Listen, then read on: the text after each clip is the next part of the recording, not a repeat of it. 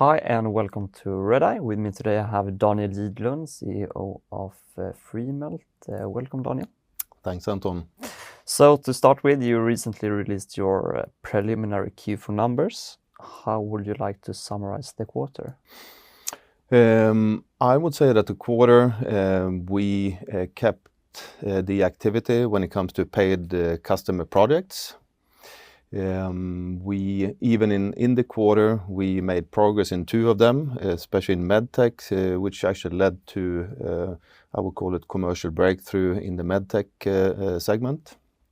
So we moved into proof of concepts with two of them.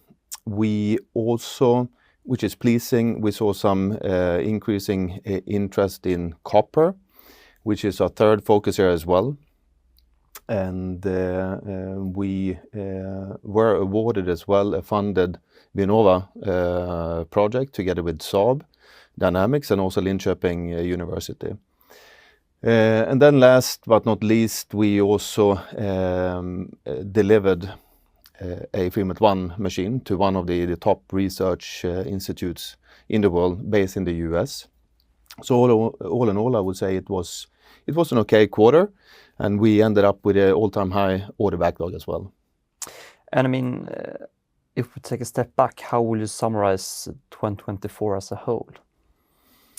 Good question. So 2024, I will go back again to the projects that I just mentioned in Q4 as well. I think we saw a rapid increasing demand and interest of feasibility studies, which is the first, let's say, sign that the industrial segment also start to find interest of Freemelt and our technology. So we started more than 20 projects during 2024 compared to 2023 when we had 3. So really rapid increase. We actually completed 12 of them successfully, and the rest are running according to plan. We also saw a continued, let's say, focus and demand on tungsten, and especially, I mean, driven by defense and the energy sector. And here we have positioned us really strong as well, and we have announced a couple of interesting projects during the year as well. I would also, of course, I mean, 2024 was a big breakthrough because we not just launched, but we also sold and also installed our industrial machine eMELT. So we really put that out to the market, which of course has been what we have been working for the past couple of years. So I would say that's also a major milestone. And then last and not least, we, thanks to having that machine now available at the customer site, it also then made us have the breakthrough from the industrial sector and then from medtech, which has the highest adoption rate as well for additive manufacturing. So really I would say the commercial side of the industrial business really kicked off during 2024.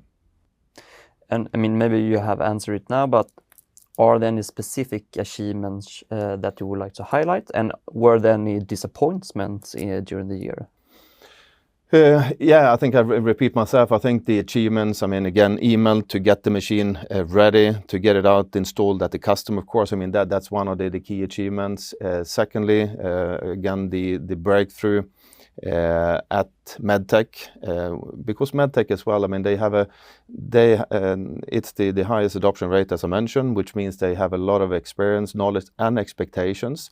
Just the fact that we managed to pass their kind of expectations and demand is of course, I mean, crucial. Then I would like to highlight Saab as well, so that we managed to also be involved in interesting projects, then specifically for the defense industry, together with all the other 20 projects we were running as well. On the disappointment side, of course, I mean, I think you should never be satisfied. You can always improve in many areas, but I would say then as I mentioned before, the academia custom segment, it's a long sales cycle. It's very difficult to influence the sales cycle as well. So maybe we were expecting to get some additional sales on Freemelt once, but that unfortunately became delayed and pushed into this year. Yeah, and you also recently announced a rights issue here before Christmas.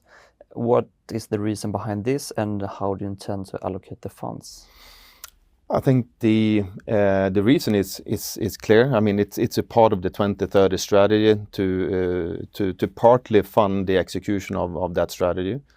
And now we have the industrial machine out in the market. Of course, I mean the machine is not complete. We will get a lot of feedback from customers.